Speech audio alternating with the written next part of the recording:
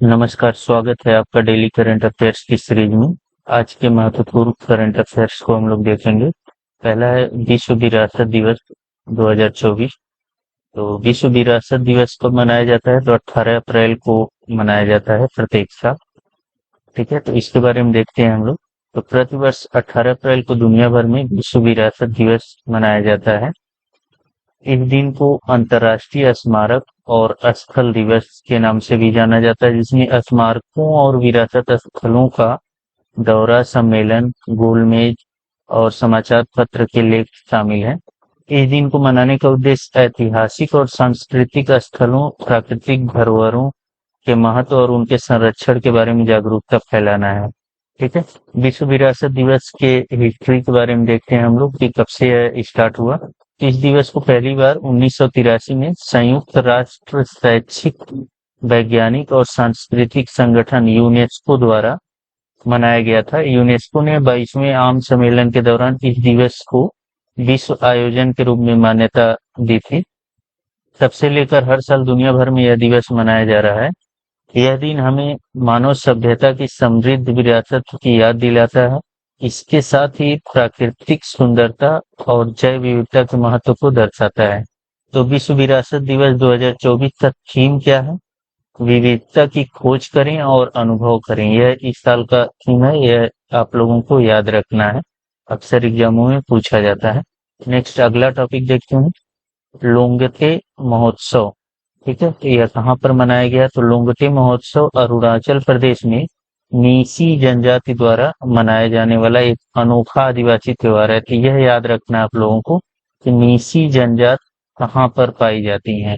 ठीक है, तो यह अरुणाचल प्रदेश में पाई जाती हैं और वह कौन सा त्योहार मनाती हैं? लोंगते महोत्सव या त्योहार मनाती हैं। ठीक है, यह त्योहार अन्य त्योहारों के विपरीत इसमें जानवरों की बलि शामिल नहीं है, मतलब इसमें जानवरों की बलि नहीं दी जाती है। इसलिए यह एकमात्र त्योहार है जो कि आयोजन के दौरान उसके बाद जानवरों की हत्या पर रोक लगाता है। ठीक है, नीसी जनजाति के बारे में देखते हैं हम लोग।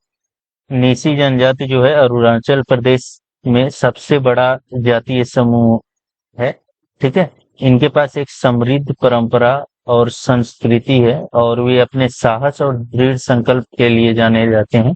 उनका मानना है कि वे अबूतानी के वंशज हैं, यह याद रखना है आप लोगों को, और तानी समूह के समुदायों का हिस्सा है।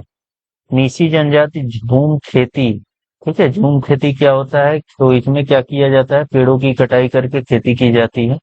ठीक है, उसके बाद से उस स्थान को छोड़ दिया जाता है, फिर अगले किसी स्थान को खोजा जाता है या पेड़ों को जला दिया जाता है। उसके बाद से वहाँ खेती की जाती है। फिर जब वहाँ की उर्वरा शक्ति खत्म हो जाती है तो उसके बाद से दूसरे स्थान पे चले जाते हैं लोग और झूम खेती की जाती है। और क्या क्या उसमें उत्पादित होता है? तो चावल, बाजरा, मक्का, रतालू और विभिन्न सब्जियां उगाते हैं वे लोग। वे नामलो नामक लंबे घरों में रहते हैं जो मिट्टी और स्थानीय रूप से प्राप्त बेंत और बांस से बनी होती है। तो इनके घर का नाम है नामलो। ठीक है, ये नामलो नामक घर बनाते हैं और घर जो है बांस और लकड़ी के खंभों का उपयोग करके खंभों पर बनाए जाते हैं। ठीक है, तो बांस और लकड़ी के खंभों पर घर बनाए जाते हैं जिनमें फर्श और दीवारें बांस के टुकड़ों से बनी होती हैं। ठीक है, तो मेनली घर में क्या यूज किया जाता है? बांस और बेंत वगैरह।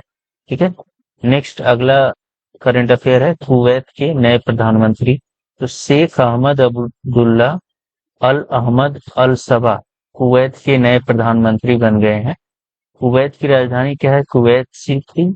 कुवैत की मुद्रा क्या है? दिनार। ठीक है, अगला करंट अफेयर है, आरबीआई ने bank of Baroda world app पर प्रतिबंध लगाया। ठीक है, तो bank of Baroda world app घोटाले सहित बढ़ती साइबर धोखाधड़ी की घटनाओं के जवाब में आरबीआई ने बैंक ऑफ बड़ौदा को मोबाइल ऐप पर नए ग्राहकों को शामिल करने पर प्रतिबंध लगा दिया है। ठीक है, तो नए ग्राहकों के शामिल करने पर उस ऐप पर प्रतिबंध लगाया है। ठीक है, अगला करंट अफेयर है, भारतीय आर्मी चीफ ने उज्बेकिस्तान में आईटी लैब का उद्घाटन किया। ठीक है, तो भारतीय सेना के चीफ जनरल मनोज पांडे ने उज्बेकिस्तान के समरकंद शहर में Uzbek academy of arm forces में एक हाईटेक आईटी लेबोरेटरी का उद्घाटन किया है। मनोज पांडे जो है 15 से 18 अप्रैल तक 4 दिवसीय उज्बेकिस्तान की यात्रा पर है। आईटी लेबोरेटरी के उद्घाटन के दौरान चीफ जनरल मनोज पांडे के साथ दोनों देशों के सैन्य अधिकारी थे। आईटी लेबोरेटरी में एडवांस टेक्नोलॉजी से lace object oriented programming lab है। इस लेबोरेटरी में उज्बेक सशस्त्र बलों को ट्रेनिंग दी जाएगी। ठीक है। अब जनरल मनोज पांडे के दौरे का उद्देश्य दोनों देशों के बीच सैन्य रिश्तों को मजबूत बनाना है। ठीक है। जनरल पांडे दोनों देशों के सशस्त्र सैन्य बलों का 10वीं सैन्य अभ्यास की भी शुरुआत करेंगे। ठीक है, यह इस साल होने वाला है। भारत और उज्बेकिस्तान दोनों ही शंघाई सहयोग संगठन एससीओ के सक्रिय सदस्य हैं। एससीओ का उद्देश्य सदस्य देशों के बीच संबंधों को मजबूत बनाना है। ठीक है। Next, PROBA 3 mission. PROBA 3 mission क्या है? तो भारतीय अंतरिक्ष अनुसंधान संगठन इसरो इस वर्ष के अंत में सूर्य का अध्ययन करने के लिए, ठीक है, सूर्य याद रखेंगे आप लोग, सूर्य का अध्ययन करने के लिए यूरोपीय अंतरिक्ष एजेंसी के नए मिशन को लॉन्च करेगा, जिसे प्रोबा 3 मिशन बोलेंगे के रूप में नामित किया गया है।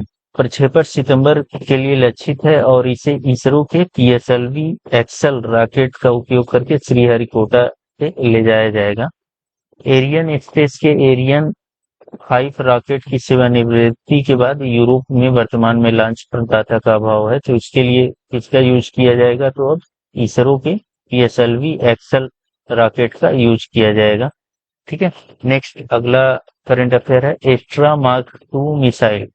ठीक है, तो भारत ने 130 किलोमीटर की रेंज वाली हवा में मार करने वाली एस्ट्रा मार्क 2 मिसाइल का परीक्षण करने की योजना की घोषणा की है। एस्ट्रा मार्क 1 जो पहले से ही उपयोग में है। ठीक है, एस्ट्रा मार्क 1 पहले से उपयोग में है। मार्क 2 संस्करण इससे आगे निकल जाएगा, जिससे एलसीए तेजस और SU-30 MKI जैसे लड़ाकू विमानों को लाभ होगा। ठीक है। रक्षा अनुसंधान और विकास संगठन डीआरडीओ का लक्ष्य उल्का पिंड की क्षमताओं से मेल खाने और निर्यात संभावनाओं का पता लगाने के लिए एस्ट्रा मिसाइलों की आकांक्षाओं के साथ हवाई युद्ध में प्रगति करना है। ठीक है। अगला महत्वपूर्ण करंट अफेयर है वाराणसी की तिरंगा बर्फी और ढलुआ धातु शिल्प को जीआई टैग मिला है। ठीक है, तो वाराणसी की बर्फी और ढलुआ धातु शिल्प, यह याद रखेंगे आप लोग। चेन्नई में स्थित जियोग्राफिकल इंडिकेशन रजिस्ट्री कार्यालय ने नए उत्पादों की लिस्ट जारी की है। इसमें देश की आजादी से जुड़ी तिरंगा बर्फी को जीआई टैग का दर्जा मिला है। वहीं ढलुआ धातु शिल्प को भी जीआई लिस्ट में शामिल किया गया है।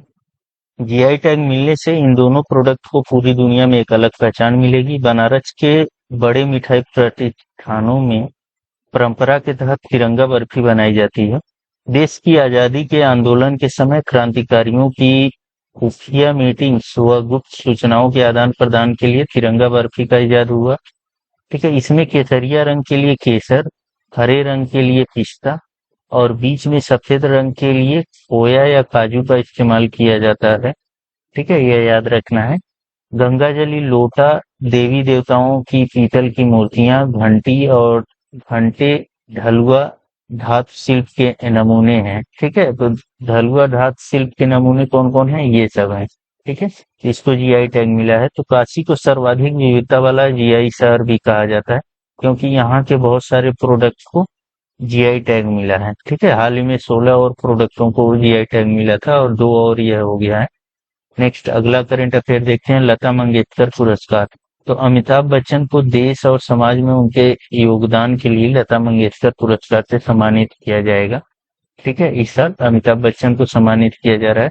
यह पुरस्कार संगीत, सिनेमा, सामाजिक सेवा और साहित्य में प्रभावशाली योगदान का जश्न मनाता है। मतलब ऐसे लोगों को दिया जाता है जो संगीत, सिनेमा, सामाजिक सेवा और साहित्य में प्रभावशाली योगदान देते हैं। पीएम मोदी इसके पहले प्राप्त करता थे, मतलब सबसे पहले पीएम मोदी को दिया गया था। उसके बाद 2023 में आशा भोसले को दिया गया था। AR रहमान को भारतीय संगीत में योगदान के लिए मास्टर दीनानाथ मंगेशकर पुरस्कार मिलेगा। ठीक है, जबकि लता मंगेशकर पुरस्कार किसको मिलेगा? अमिताभ बच्चन को। ठीक है, अगला करंट अफेयर है Wisden cricketer of the year और Wisden leading cricketer in the world. ठीक है, तो विजन क्रिकेटर अलमानेक 2024 ने साल के टॉप 5 क्रिकेटर की लिस्ट जारी कर दी है। तो top 5 cricketer of the year में Mitchell Starc, Usman Khawaja, Ashleigh Gardner, Harry Brook, Mark Wood शामिल है। ठीक है, जिसमें से 3 जो है ऑस्ट्रेलिया के ही खिलाड़ी हैं। कौन कौन? मिचेल स्टार्क, उस्मान ख्वाजा, और उसके बाद से कौन?